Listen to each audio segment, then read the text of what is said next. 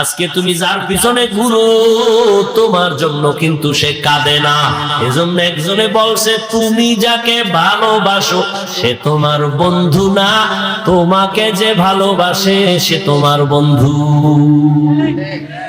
তুমি যাকে ভালোবাসো সে তোমারে যে ভালোবাসে সে তোমার আসল বন্ধু। এরে নবীর উম্মতের দল, আল্লাহ তাআলা বলেন, মানুষ আমি বানাইছি, সব মানুষ এক না। কুকুর আল্লাহ বানাইছেন, সব এক না। আপনাদের এলাকায় গরু আসেনি? আল্লাহ সব গরু বানাইছেন, সব আল্লাহর মখলুক, সব গরুর দাম নাই। কিন্তু মুসা নবীর সাথে যেই গাভীটার সম্পর্ক, এটার দাম বেড়ে গেছে, জান্নাতে যাবে। পিপিলিকা আছে না নাই? সব পিপিলিকা আল্লাহর বানানো মখলুক, সব পিপিলিকার দাম নাই। সুলাইমান নবীর সাথে যেই পিপিলিকার সম্পর্ক, ওই পিপিলিকা আল্লাহর জান্নাতে যাবে। এই জমিনে আবার আল্লাহ উট আর উটনি বানাইছে, কোন উটনি আর উটের দাম ওই পরিমাণ নাই। রহমতের নবী যেই উটে সওয়ার হইছেন, ওই উট জান্নাতে যাবে। ওরে আল্লাহর বান্দা, সালেহ আলাইহিস সালামের পাহাড় থেকে বেরিয়ে আসা উট নিয়ে আল্লাহর জান্নাতে যাবে। এরে নবীর আশিক উম্মতের দল, ভালো করে বুঝো, এই আকাশের খোলা জায়গায় কত পাখি উড়তেছে, কত সুন্দর সুন্দর পাখি, একটারও মূল্য নাই। ওই সুলাইমান নবীর হুদহুদ নামের পাখিটা আল্লাহর জান্নাতে চলে যাবে। মানুষ তো সব আমার আল্লাহর বানানো মখলুক, সব মানুষ আমার আল্লাহর জান্নাতে যাবে না। এইবার বুঝো মানুষ কাকে বলে, ভালো করে শুনো। একদল মানুষ আছে বংশগত মানুষ, আর একদল মানুষ হলো গুণগত মানুষ, আর একদল মানুষ হলো জন্মগত মানুষ। আল্লাহর আদালতে বংশগত মানুষের কোনো মূল্য নাই, জন্মগত মানুষের মূল্য নাই। একমাত্র গুণগত মানুষগুলো দামি। কেমন দামি? আল্লাহ বলেন, আমি এদের বিনা হিসাবে জান্নাত দিয়ে দিব। গুণের মানুষ কাকে বলে?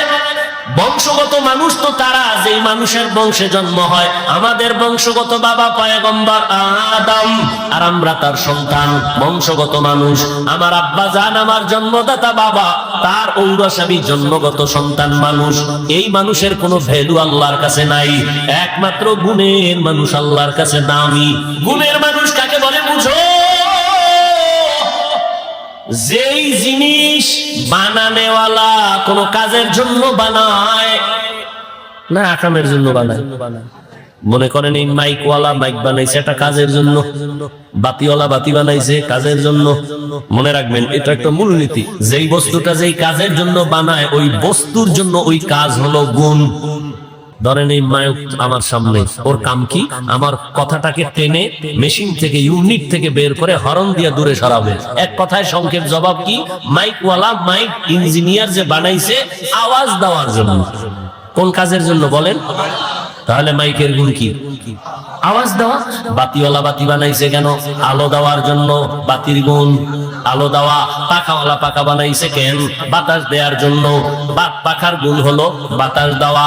ভালো করে বুঝো, মাইকের গুণ আওয়াজ দেওয়া, বাতির গুণ আলো দেওয়া। মাইক যদি আওয়াজ না দেয়, সবাই বলবে তারে লাথি মেরে ফেলে দাও, এটা গুণের মাইক না। বাতি যদি আলো না দেয়, বলবে ভেঙ্গে ফেল, এটা গুণের বাতি না। যেই জিনিসটা যেই কাজের জন্য বানায়, ওই কাজ হলো ওই জিনিসের গুণ। মাইকের গুণ আওয়াজ দেওয়া, বাতির গুণ হলো আলো দেওয়া, পাখার গুণ হলো বাতাস দেওয়া। মাইক যদি আওয়াজ না দেয়, বলবে ভেঙ্গে ফেলো, গুণের মাইক না। বাতি যদি আলো না দেয়, ভেঙ্গে ফেলো, এটা গুণের বাতি না। এবার জবাব দাও বাবারা, মানুষ আল্লাহ বানাইছেন কেন? আমার কথা কেন? ওয়ামা খালাকুতুল জিন্না ওয়াল ইনসা ইল্লা লিয়াবুদুন। মা খালাকুতুল জিন্না ওয়াল ইনসি বাখা, জুজ ইবাদাত নিস্তে মাকসুদ আজ্জাহা। আল্লাহ তাআলা বলেন, আমি মানুষ বানাবার একটাই কারণ ইবাদত। বলেন, মানুষের বানানোর কারণ কি? ইবাদত। মানুষ বানাইছেন ইবাদতের জন্য। এবার আমাকে আপনারাই জবাব দেন, মানুষের গুণ কি? বলেন। ইবাদত করা। এখন ইবাদত কি? মসজিদ আর মাদ্রাসা, এটা ইবাদত। সারা রাত যায় নামাজে তাসবিহ টানো, দিনের বেলা রোজা রাখো, এটা তোমার ইবাদত না, এটা ইবাদতের অংশ। বান্দা তুমি জীবনে যা করবা, যা বলবা সব ইবাদত। খানা খাওয়া ইবাদত, তুমি ঘুমাইবা ইবাদত, বাথরুমে যাইবা ইবাদত, জীবনে তুমি যা করবা সব ইবাদত। মন গড়া একজনে মাগরিবের নামাজে দাঁড়াইছে, 3 রাকাতে যাইয়া চিন্তা করছে বেজোর হইরা লাভ কি, আর 2টা সিজদা বাড়াইয়া জোর করি 4 রাকাত হয়ে গেছে। আল্লাহ খুশি না? আল্লাহ কয় বেদ তুমি করলি কেন? সব বাপ নতুন করে দাঁড়ায় কানে ধর, তওবা করে আবার আল্লাহু আকবার বলে নামাজ শুরু কর। জীবনে যা করবা সব ইবাদত, হতে হবে আল্লাহর সন্তুষ্টির জন্য, মদিনা ওয়ালা নবীর আদর্শ অনুযায়ী। ও আমার কলিজার যুবক, এই যে 1 বোতল পানি দেখো স্টেজে, পানি পান করার দরকার তোমারও আমারও, পিপাসা নিবারণের জন্য। কিন্তু ইবাদত বানাইয়া পানি পান কর, সওয়াবও হবে, পিপাসাও মিটবে। কেমনে? কষ্টের কিছু না। তুমি কেমনে পান করো? বাম হাতটা নিয়ে লাগায় দেবা বোতলে, ডান হাত দিয়া মুখা খুইলে একটা টান মারবা বাম হাতে, আধা লিটার নাই। আমি এটাকে ইবাদত বানায় পান করব। ডান হাতে বোতল ধইরা, বাম হাতে মুখাটা খুইলা, আমি বোতলটা মুখে দিয়া একবারে পুরাটা পান করব না, 3টা স্টেপ দিয়া আমি পান করব। 3 নিঃশ্বাসে পানিও পান হবে, ইবাদতও হবে। ইবাদতের পরিণাম ফল বিনা হিসাবে জান্নাত। জুতা তুমিও পরো, আমিও জুতা পরি, ইবাদত বানায় জুতা পরো। কেমনে? কষ্টের কিছু না।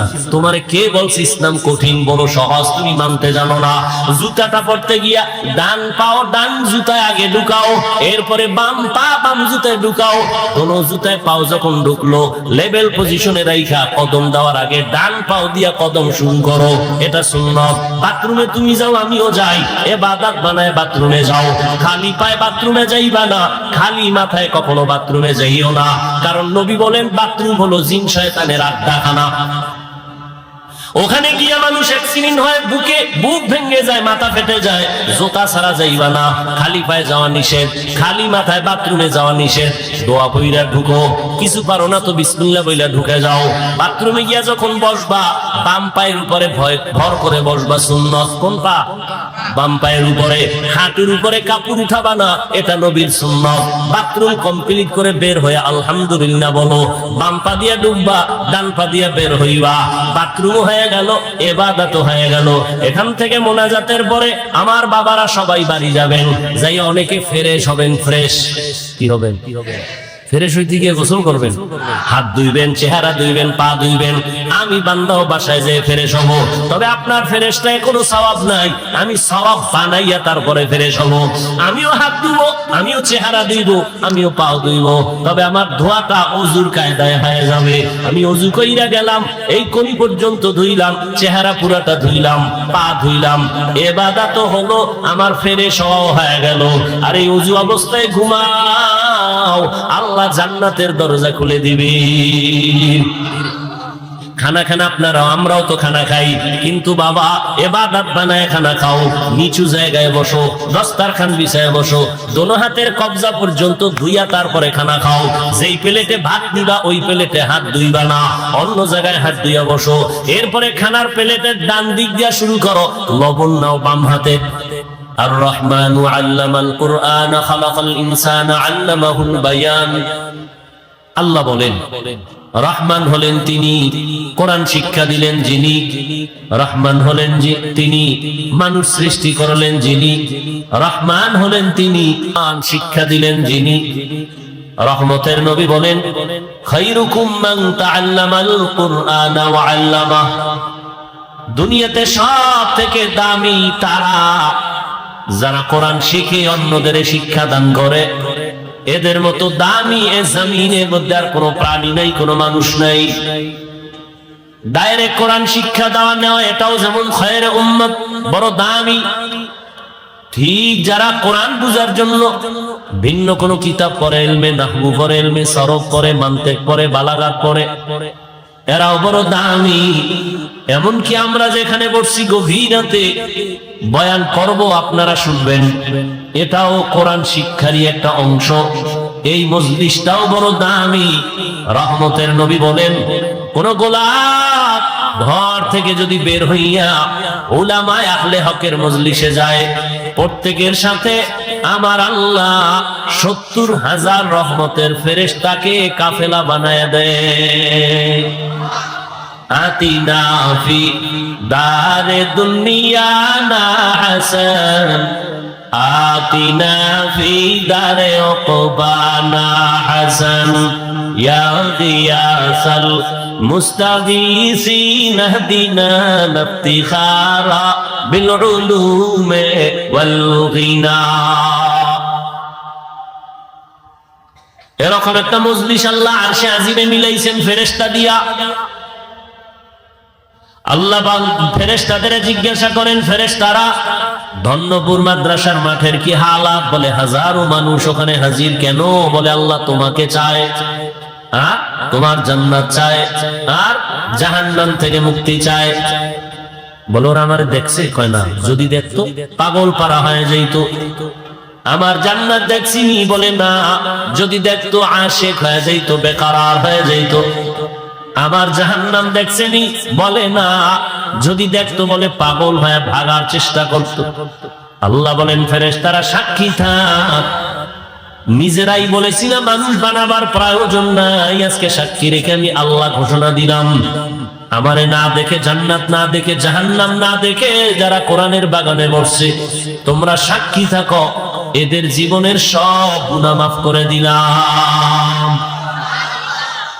এত বরকতি মজলিস। এই মজলিসে আল্লাহ আমাদের তৌফিক দিছেন। এবার নিয়ত খাঁটি কইরা বসি যে আল্লাহ গুনাহ নিয়ে ঢুকছি, গুনাহ নিয়ে আর বাসায় যাব না, তওবা করে যাব, শেষ দোয়া করে কান্নাকাটি করে মা বাবার জন্য দোয়া করে যাব, ইনশাআল্লাহ আল্লাহ কবুল করেন। আল্লাহ তাআলা বলেন দুনিয়াতে আমি মানুষ সৃষ্টি করেছি, মানুষ বড় দামি, আমি আল্লাহ পাক আর কোন প্রাণীকে সৃষ্টির শ্রেষ্ঠ মর্যাদা দেই নাই। ওয়ালাকাদ কাররামনা বানি আদম ওয়া হামালনাহুম ফিল বাররি ওয়াল বাহরি ওয়া রাযাকনাহুম মিনাত তাইয়্যিবাত ওয়া ফাদ্দালনাহুম আলা কাসীরিন মিম্মান খালাকনা তাফদীলা। বনি আদম বড় দামি, আমি আল্লাহ নদীতে, পানিতে, স্থলে চলার জন্য আমি সুন্দর আয়োজন করেছি। যেই লোহা পানির মধ্যে ছেড়ে দিলে নিচে চলে যায়, আমি আল্লাহ মানুষের এমন মেধা দান করেছি, ওই মেধা দিয়ে এমন ভাবে লোহা দিয়ে স্টিমার বানায়, পানির মধ্যে ভেসে থাকে। এক দেশ থেকে ভিন্ন দেশে বান্দা তার তেজারাতের জন্য, ব্যবসার জন্য চলে যায়। আমি আল্লাহ মানুষের অনেক আদর করে বানিয়েছি, আমি আল্লাহ তাদের জন্য উত্তম খানার আয়োজন করেছি। গর্তের পিপিলিকা আমি আল্লাহ তার খানা আমি দেই, উড়ন্ত পাখির খানাও আমি দেই, জঙ্গলের প্রাণীর খানাও আমি দেই, নদীর মধ্যে হাজারো ধরনের প্রাণীর খানা আমি দেই, মানুষের খানাও আমি আয়োজন করেছি। তবে দুনিয়ার সব প্রাণী থেকে মানুষের খানা বড় দামি, সুস্বাদু, বড় পিওর, হালাল। এরপরও কিছু নিমক হারাম আছে, আল্লাহর দেওয়া হালাল দেখাইব না। ওই কুকুরের 1000 বার বিরিয়ানি দিলেও পায়খানা না খাইলে কলিজা ঠান্ডা হয় না। দুনিয়াতে কিছু মানুষ রূপী হারাম করেছে, হালাল খাইয়াও মদের বোতল না দিলে কলিজা ঠান্ডা হয় না, বিড়ি না টানলে ওর শরীর গরম হয় না। নাই এরকম বিড়ি খোর? আল্লাহ হেদায়েত দান করে। আল্লাহ পাক বলেন আমি মানুষ বানাইয়া শ্রেষ্ঠত্ব দান করলাম, আবার মানুষের মধ্যে একে অন্যের তুলনায় মর্যাদাবান করলাম। মানুষ এত দামি করে আমি বানাইছি, এই মানুষ যেন তার সৃষ্টির শ্রেষ্ঠ মর্যাদা ধরে রেখে জীবন চালাইতে পারে। এই জন্য আমি আল্লাহ 2টা ব্যবস্থা দিলাম। এক ব্যবস্থার নাম রিজালুল্লাহ, আর এক ব্যবস্থার নাম হলো কিতাবুল্লাহ। ব্যক্তি আর কিতাব। জমিনে যত ব্যক্তি আল্লাহ দিছেন, এর মধ্যে শ্রেষ্ঠ ব্যক্তি রাহমাতুল লিল আলামিন। আর আল্লাহ যত কিতাব দিয়েছেন, সমস্ত কিতাবের মধ্যে শ্রেষ্ঠ কিতাব কোরআনুল কারীম। শ্রেষ্ঠ ব্যক্তি, এই কথা কোন? শ্রেষ্ঠ ব্যক্তি কে?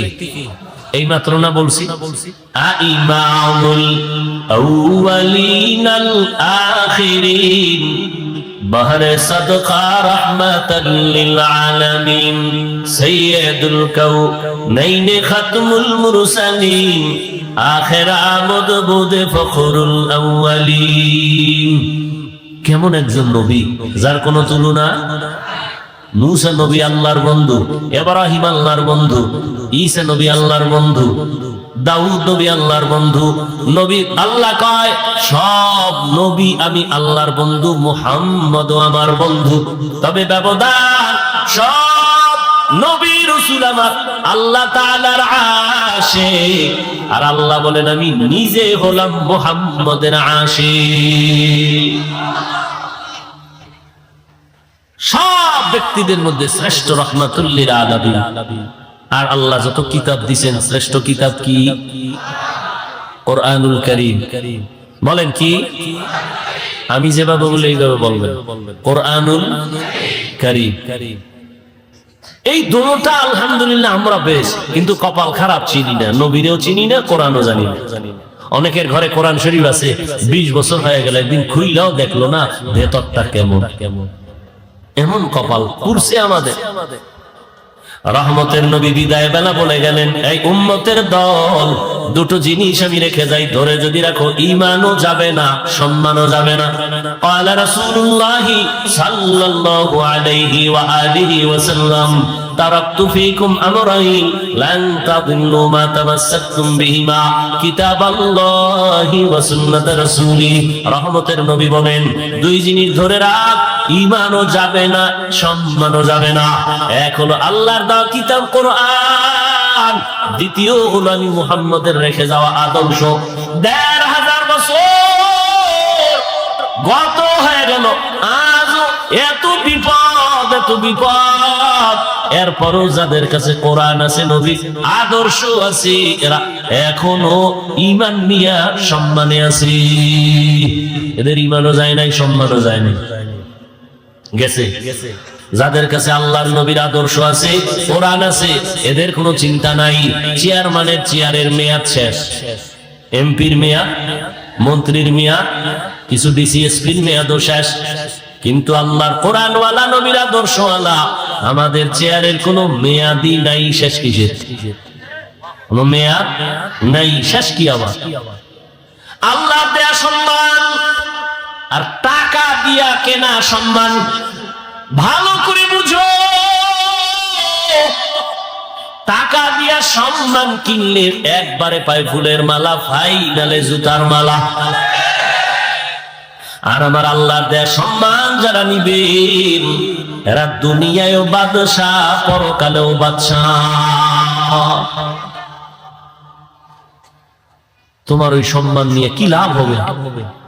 আল্লাহ হেদায়াত দান করেন। আল্লাহ তাআলা বলেন আমি দুই জিনিস দিলাম, মানুষ যেন সুশৃঙ্খল জীবন যাপন করতে পারে।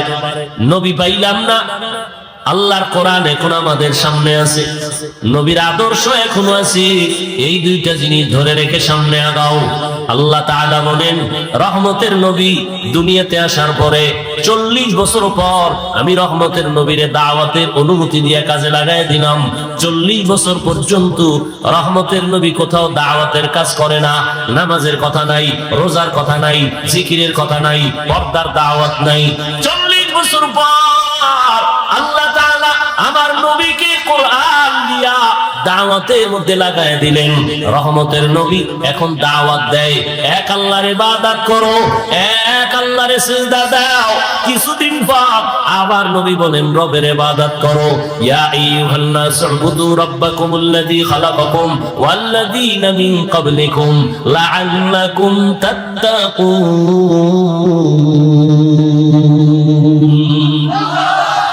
রবের ইবাদত করো। কিছুদিন পরে নবী বলেন রহমানের ইবাদত করো। মক্কার মুশরিকরা বলে রে মুহাম্মদ আব্দুল্লাহর ছেলে, একবার বলো আল্লাহর ইবাদত করতে, আর একবার বলো রহমানের ইবাদত করতে, তাহলে তোমার রব কি দুইজন নাকি? একজন আল্লাহ আর একজন রহমান। তাই না, আমার আল্লাহই তো আল্লাহ, তিনিই তো একমাত্র আল্লাহ, তিনিই তো রহমান। ওরা প্রশ্ন করে ফেললো মানির রহমান, রহমানের পরিচয় দাও রহমানকে। আল্লাহ তাআলা সূরাতুর রহমান দিয়া রহমানের পরিচয় দেওয়া শুরু করলেন। আর রহমান আল্লামাল কুরআন, রহমান হলেন তিনি, কোরআন শিক্ষা দিলেন যিনি, খালাকাল ইনসান, মানুষ সৃষ্টি করলেন যিনি। আল্লাহ যে বললেন, বলাটা আমাদের বাস্তবতার টোটাল উল্টা বললেন। আল্লাহ বলেন আমি মানুষ সৃষ্টি করার আগে কোরআন শিখেছি, এরপরে মানুষ সৃষ্টি করেছি।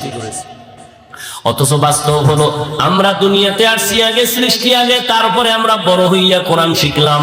আল্লাহ বলে না না, আমি মানুষ সৃষ্টি করি নাই, আগে কোরআন শিখেছি, তারপরে মানুষ বানাইছি। ও আল্লাহ উল্টা বললেন কেন? আল্লাহ পাক রব্বুল আলামিন উল্টা কেন বলছেন? মুফাসসিরিনে কেরাম বলেন আল্লাহর কথা উল্টা না বুঝার মধ্যে আমাদের দুর্বলতা আছে। ফিআলুল হাকিম লা ইয়াখলু আনি হিকমাহ, হাকিমের কোন কাজ হিকমত থেকে খালি না, জ্ঞানীদের কোন কাজ জ্ঞান থেকে শূন্য না। ও দয়ার মালিক কেন উল্টা বললেন? আগে কোরআন শিখাইছেন, তারপরে মানুষ বানাইছেন।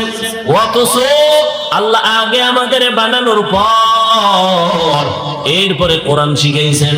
স্বয়ং রাসূলকেই তো 40 বছর পরে আল্লাহ কোরআন দিলেন, এর আগে কোরআন দেন নাই। আল্লাহ উল্টা কেন বললেন? মুফাসসিরিনে কেরাম তার জবাব লেখেন আল্লাহ তাআলার আদালতে যেই মানুষের কথা বলা হয়েছে, ওই মানুষ আর তুমি আমি মানুষ এক না। এই আপনারা তো সব বুদ্ধিমান, আপনাদের তুলনায় আমরা বোকা, আর আমি তো আরো বেশি বোকা। কারণ এলেম আমল কিচ্ছু নাই। আপনাদের দোয়া, মুরব্বীদের কিছু দোয়া, সবাই কি আর বরদোয়া করেনি? এই সবাই বরদোয়া করে, আর যে চোরারা বরদোয়া করে ওদের বরদোয়া লাগবেও না। ভালো মানুষ কখনো বরদোয়া করে না। একটু সময় দিলে কিছু কথা বলি, নেল মোনাজাত দিয়ে যাইগা। কারণ শয়তান তো আর ও বইয়ে থাকতে পারে না। ওর কাজই হইলো ভালো কাজের মধ্যে ডিস্টার্ব করা।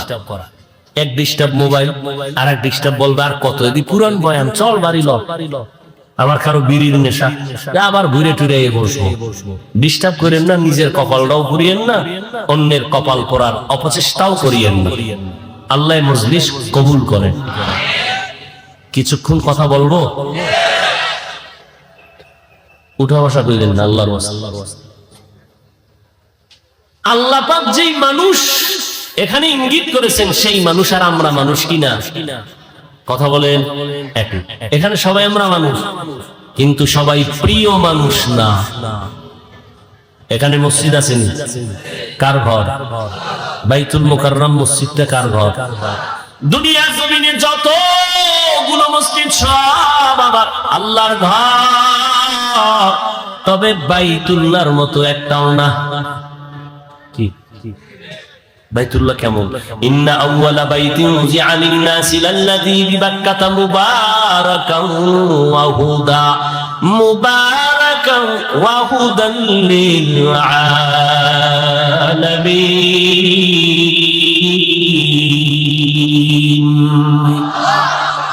জমিন আল্লাহ বানাইয়া প্রথম একটা ঘর আল্লাহ বানাইছেন বাইতুল্লাহ বাক্কা নগরীতে, আর আল্লাহ কিছুই বানান নাই। এটা এমন একটা ঘর যেই ঘরের দিকে শুধু তাকাইয়া থাকবা, অনবরত আমল নামায় সওয়াব। আমরা এই মসজিদের দিকে তাকাই থাকলে সওয়াব, বাইতুল্লাহর দিকে তাকাইলে সওয়াব আছে না নাই? যতক্ষণ তাকায় থাকবে অনবরত সওয়াব। শুধু কি তাই? রহমতের নবী বলেন, এই হাজী সাহেব, সফর করতে যদি যাও বাইতুল্লাহর দিকে যখন প্রথম তোমার নজর পড়বে, নজরটা পড়া মাত্র যদি দোয়া করো, যে কোনো দোয়া প্রথম নজরেই কবুল হয়ে যাবে। আতিনা ফি দারে দুনিয়া حسنا آتنا في دار عقبانا حسن يا غياث المستغيثين اهدنا افتخارا بالعلوم والغنى ہر گوڑی دینے کو تو تیار ہے جو نہ مانگے اس سے تو بیزار ہے তাহলে মসজিদ সব কার ঘর? সব সমান বলেন না কেন?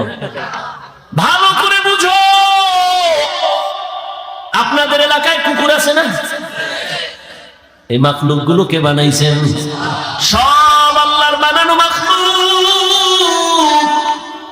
সব কুকুর আমার আল্লাহর মাখলুক, তবে সব কুকুর আল্লাহর কাছে দামি না। আসহাবে কাহাফের সাথে যেই কুকুরের সম্পর্ক, এটা এত দামি, জান্নাতে যাবে। সুবহানাল্লাহ।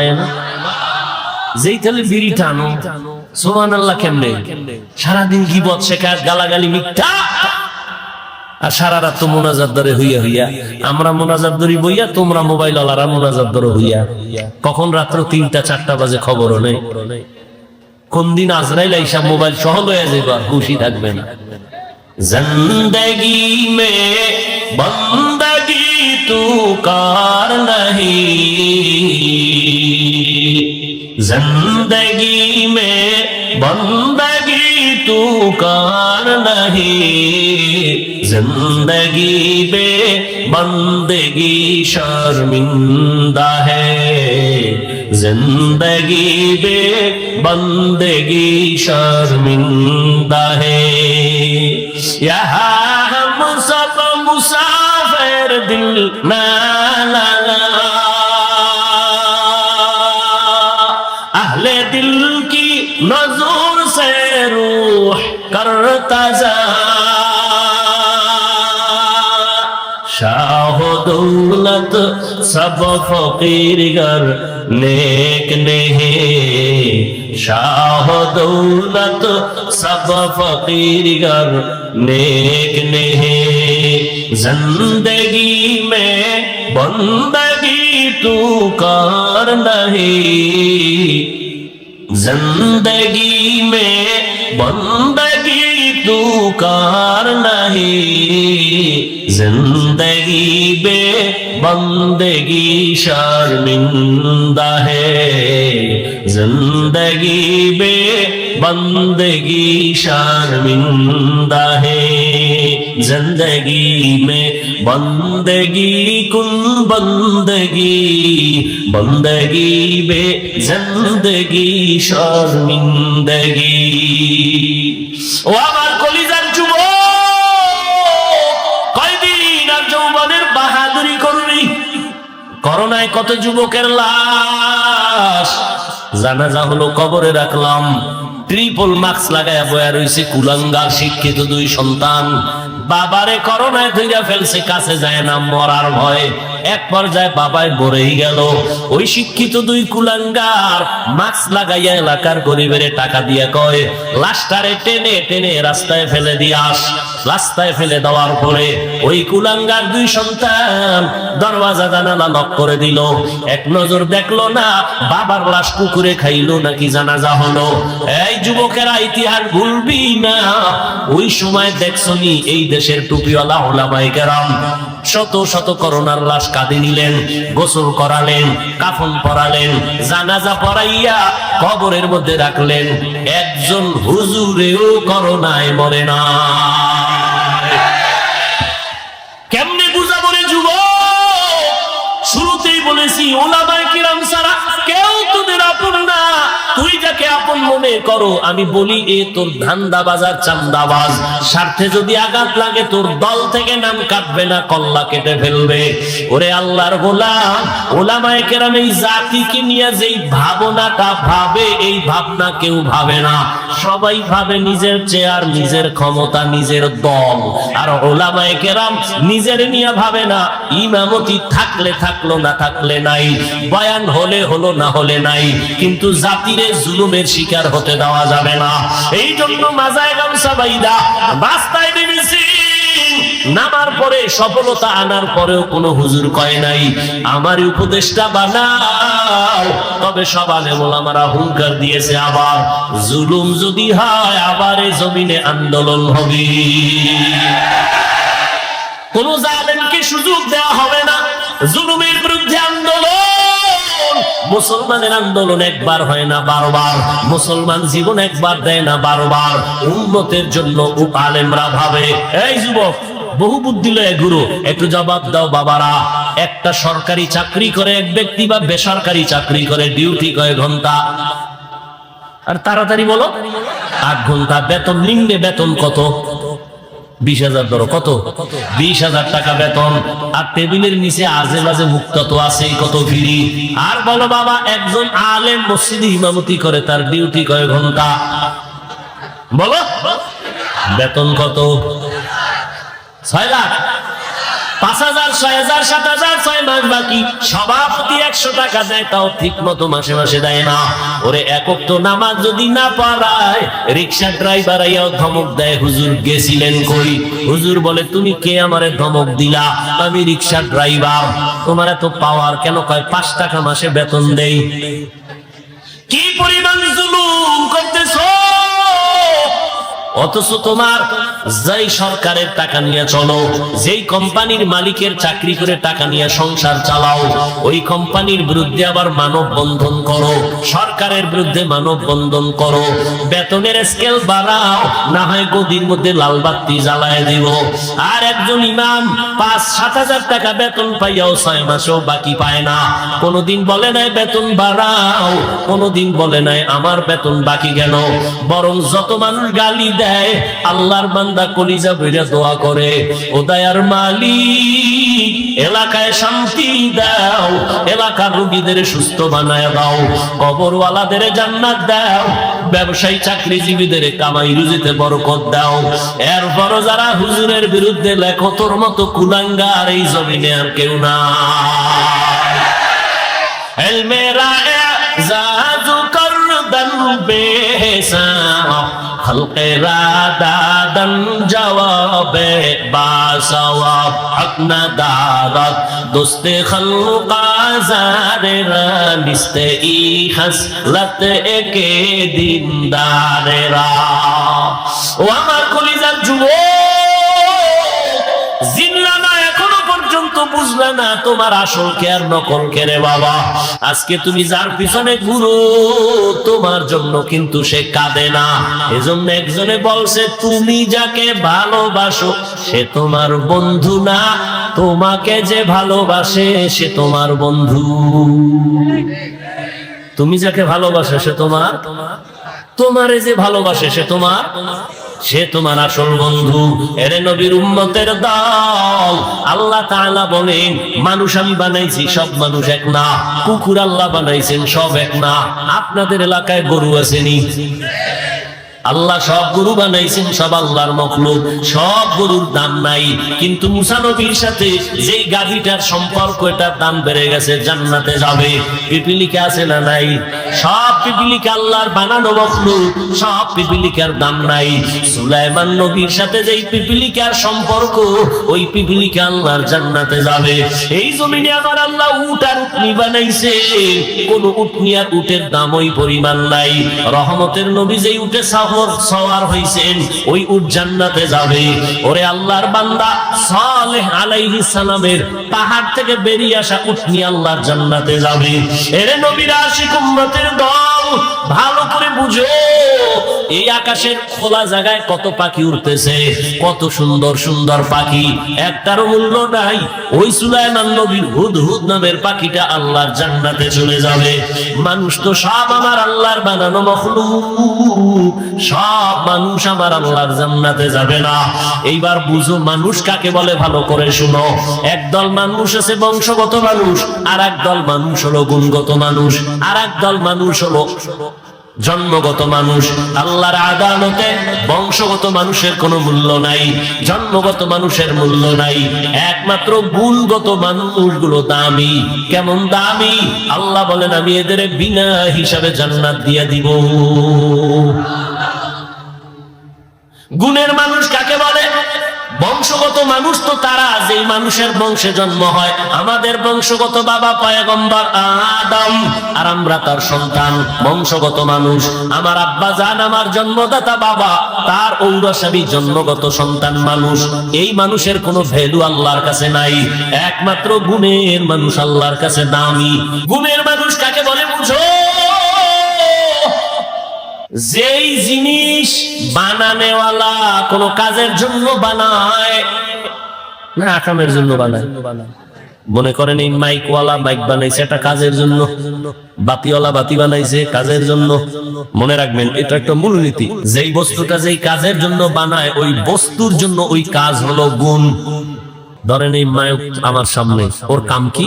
আমার কথাটাকে টেনে মেশিন থেকে, ইউনিট থেকে বের করে হরন দিয়ে দূরে সরাবে। এক কথায় সংক্ষেপ জবাব কি? মাইকওয়ালা, মাইক ইঞ্জিনিয়ার যে বানাইছে আওয়াজ দেওয়ার জন্য। কোন কাজের জন্য বলেন? তাহলে মাইকের গুণ কি? আওয়াজ দেওয়া। বাতিওয়ালা বাতি বানাইছে কেন? আলো দেওয়ার জন্য, বাতির গুণ আলো দেওয়া। পাখাওয়ালা পাখা বানাইছে কেন? বাতাস দেওয়ার জন্য, পাখার গুণ হলো বাতাস দেওয়া। ভালো করে বুঝো, মাইকের গুণ আওয়াজ দেওয়া, বাতির গুণ আলো দেওয়া। মাইক যদি আওয়াজ না দেয়, সবাই বলবে তারে লাথি মেরে ফেলে দাও, এটা গুণের মাইক না। বাতি যদি আলো না দেয়, বলবে ভেঙ্গে ফেল, এটা গুণের বাতি না। যেই জিনিসটা যেই কাজের জন্য বানায়, ওই কাজ হলো ওই জিনিসের গুণ। মাইকের গুণ আওয়াজ দেওয়া, বাতির গুণ হলো আলো দেওয়া, পাখার গুণ হলো বাতাস দেওয়া। মাইক যদি আওয়াজ না দেয়, বলবে ভেঙ্গে ফেলো, গুণের মাইক না। বাতি যদি আলো না দেয়, ভেঙ্গে ফেলো, এটা গুণের বাতি না। এবার জবাব দাও বাবারা, মানুষ আল্লাহ বানাইছেন কেন? তোমার কথা কেন? ওয়ামা খালাকুতুল জিন্না ওয়াল ইনসা ইল্লা লিয়াবুদুন।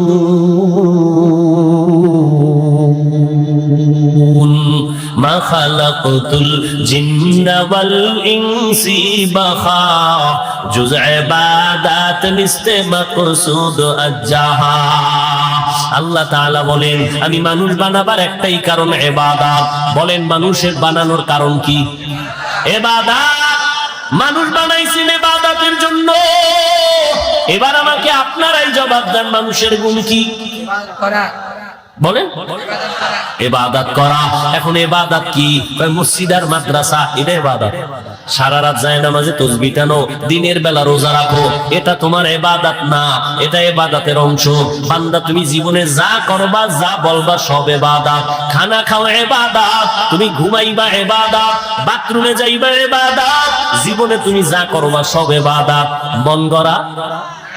একজনে মাগরিবের নামাজে দাঁড়াইছে, 3 রাকাতে যাইয়া চিন্তায় পড়ছে, বেজোর কইরা লাভ কি? আর 2টা সিজদা বাড়াইয়া জোর করি 4 রাকাত হয়ে গেছে। আল্লাহ খুশি না? আল্লাহ কয়, বেদ তুমি করলি কেন? সব বাপ, নতুন করে দাঁড়ায় কানে ধর, তওবা করে আবার আল্লাহু আকবার বলে নামাজ শুরু কর। জীবনে যা করবা সব ইবাদত, হতে হবে আল্লাহর সন্তুষ্টির জন্য, মদিনা ওয়ালা নবীর আদর্শ অনুযায়ী। ও আমার কলিজার যুবক, এই যে 1 বোতল পানি দেখো স্টেজে, পানি পান করার দরকার তোমারও আমারও, পিপাসা নিবারণের জন্য। কিন্তু ইবাদত বানাইয়া পানি পান কর, সওয়াবও হবে, পিপাসাও মিটবে। কেমনে? কষ্টের কিছু না। তুমি কেমনে পান করো? বাম হাতটা নিয়ে লাগায় দেবা বোতলে, ডান হাত দিয়া মুখা খুলে একটা টান মারবা বাম হাতে, আধা লিটার নাই। আমি এটাকে ইবাদত বানায় পান করব। ডান হাতে বোতল ধইরা, বাম হাতে মুখাটা খুইলা, আমি বোতলটা মুখে দিয়া একবারে পুরাটা পান করব না, 3টা স্টেপ দিয়া আমি পান করব। 3 নিঃশ্বাসে পানিও পান হবে, ইবাদতও হবে। ইবাদতের পরিণাম ফল বিনা হিসাবে জান্নাত। জুতা তুমিও পরো, আমিও জুতা পরি, ইবাদত বানায় জুতা পরো। কেমনে? কষ্টের কিছু না। তোমারে কে বলছে ইসলাম কঠিন? বড় সহজ, তুমি মানতে জানো না। জুতাটা পরতে গিয়া ডান পাও ডান জুতায় আগে ঢুকাও, এরপরে বাম পা বাম জুতায় ঢুকাও। কোন জুতায় পাও যখন ঢুকলো, লেভেল পজিশনে রাইখা কদম দেওয়ার আগে ডান পাও দিয়া কদম শুরু করো, এটা সুন্নাত। বাথরুমে তুমি যাও, আমিও যাই, ইবাদত বানায় বাথরুমে যাও। খালি পায়ে বাথরুমে যাইবা না, খালি মাথায় কখনো বাথরুমে যাইও না। কারণ নবী বলেন, বাথরুম হলো জিন শয়তানের আড্ডাখানা। ওখানে গিয়া মানুষ অ্যাক্সিডেন্ট হয়, বুক ভেঙে যায়, মাথা ফেটে যায়, জুতা ছাড়া যাইবা না, খালি পায়ে যাওয়া নিষেধ, খালি মাথায় বাথরুমে যাওয়া নিষেধ। দোয়া বইরা ঢুকো, কিছু পারো না তো বিসমিল্লাহ বইলা ঢুকে যাও। বাথরুমে গিয়া যখন বসবা, বাম পায়ের উপরে ভর করে বসবা, সুন্নাত। কোন পা? বাম পায়ের উপরে। হাঁটুর উপরে কাপড় উঠাবা না, এটা নবীর সুন্নাত। বাথরুম কমপ্লিট করে বের হয়ে আলহামদুলিল্লাহ বলো, বাম পা দিয়া ঢুকবা, ডান পা দিয়া বের হইবা। বাথরুম হয়ে গেল, ইবাদত হয়ে গেল।